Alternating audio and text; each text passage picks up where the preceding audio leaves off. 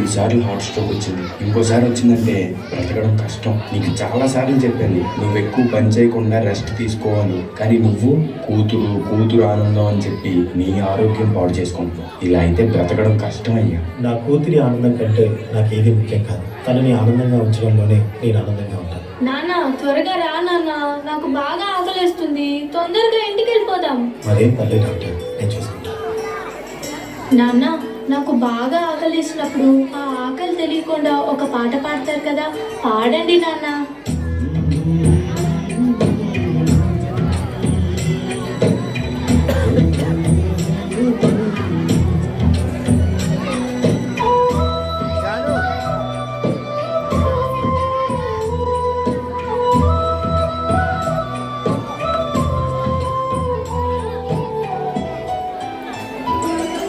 గుమ్మడి గుమ్మడి ఆడిందంటే అమ్మాడి, daddy కూతురిలో మురిసే కూచిపూడి. చిందాడి చిందాడి తుళ్ళిందంటే చిన్నది, మంచు పుల్లు చూడు ఎంత వేడి. నాన్న కాళ్ళు నొప్పి వస్తున్నాయి నాన్న. పొద్దంటే వినదే పగలంతా ఆడి పాడి, ముద్దైన తినదే పరిగెత్తే పైడి లేడి, చిలకల్లే చెవిలో ఎన్నో సునాడి. పడుకోని 12 ఏం చేయాలి? గుమ్మడి గుమ్మడి ఆడిందంటే అమ్మాడి, డాడీ కూతురిలో మురిసే కూచిపూడి. చంద్రయ్య ఎక్కడయ్యా నా అద్దె డబ్బులు? 6 నెలల నుండి అడుగుతున్నాను, ఈ రోజుకి ఇంకా ఇవ్వలేదు. ఇలా అయితే ఉండొద్దయ్యా. నా ఇల్లు ఇప్పుడే ఈ క్షణమే ఖాళీ చేసి వెళ్ళిపోండి.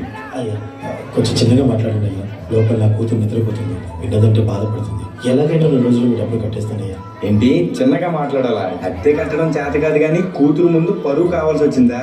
రేపటి కల్లా నా అద్దె డబ్బులు నాకు ఇవ్వకపోతే ఇంట్లో ఒక్క సామాను కూడా ఉండేమో. ఏమైంది నాన్న?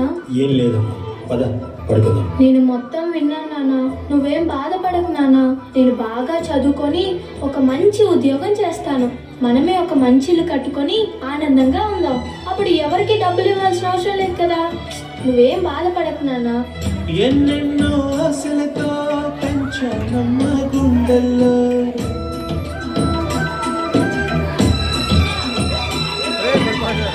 ఎన్నెన్నో ఆశలతో పెంచానమ్మ గుండెల్లో, నువ్వే నా కలలన్నీ పెంచలేని కన్నుల్లో. నా తల్లివి నువ్వు, నీ తండ్రిని నేను, ఎవరినెవరు లాలిస్తున్నారు? ఏమైంది నాన్న? డాన్స్ చెయ్యి నాన్న. చిత్రంగా చూస్తుంటే నీ కన్నట్టు పొంగిందే ఆ చూపుల్లో బాలవెల్లి. నాన్న రేపు నాకు ఢిల్లీలో ఇంటర్వ్యూ ఉంది, అందులో కానీ నేను సెలెక్ట్ అవుతే 60,000 జీతం వస్తుంది.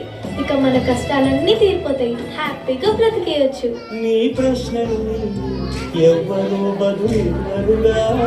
జాగ్రత్త అమ్మా, నీ కోసం ఎదురు చూస్తూ ఉంటాను. త్వరగా వచ్చేవా? ఖచ్చితంగా ఆ జాబ్ని సంపాదించే వస్తా. ఏ గాలోని తరుముతుంటే అయ్యనిగా, మరి నేను వెళ్ళొస్తాను నాన్న, నువ్వు జాగ్రత్తగా ఉండు. ఆ గాలోని తెలియదంటే చెల్లెలుగా. ఈ జాబ్ నాకు చాలా అవసరం. మా నాన్న నా కోసం ఎంతో కష్టపడ్డాడు. మా నాన్నని హ్యాపీగా ఉంచాలంటే ఈ జాబ్ నాకు రావాలి. బతుకంటే పడి చదువా, అనుకుంటే అతి సులువా. నా బంగారు తల్లి, నేను పని చేయట్లేదు, డబ్బులకి ఇబ్బంది పడుతున్నా అని తాను జాబ్ చేస్తా అని ఇంటర్వ్యూకి వెళ్ళింది. సర్లే, నేను ఇంకా ఎన్ని రోజులు బ్రతుకుతానో కూడా తెలీదు. తనకి జాబ్ వస్తే తనే హ్యాపీగా ఉంటుంది. నా పాపకి జాబ్ వస్తుంది, దేవుడు ఉన్నాడు, జాబ్ ఖచ్చితంగా వస్తుంది, ఖచ్చితంగా.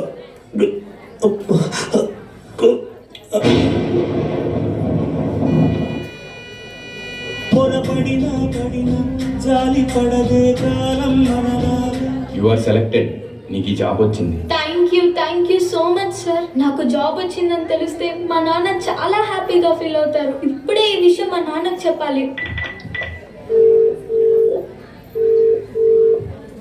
ఏంటి నాన్న ఫోన్ లిఫ్ట్ చేయట్లేదు. సరేలే, డైరెక్ట్ గా వెళ్ళి సర్ప్రైజ్ చేద్దాం. ఆయన హ్యాపీగా ఫీల్ అవ్వటం నేను కల్లారా చూడాలి. ఒక నిమిషం కూడా ఆగిపోతే నువ్వు వచ్చేదాకా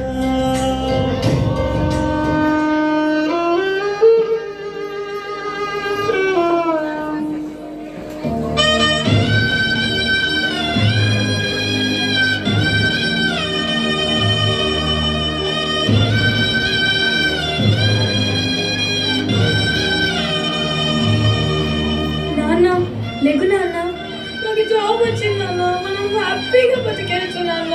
నాన్న లేకు నాన్న, నాకు భయం వేస్తుంది నాన్న.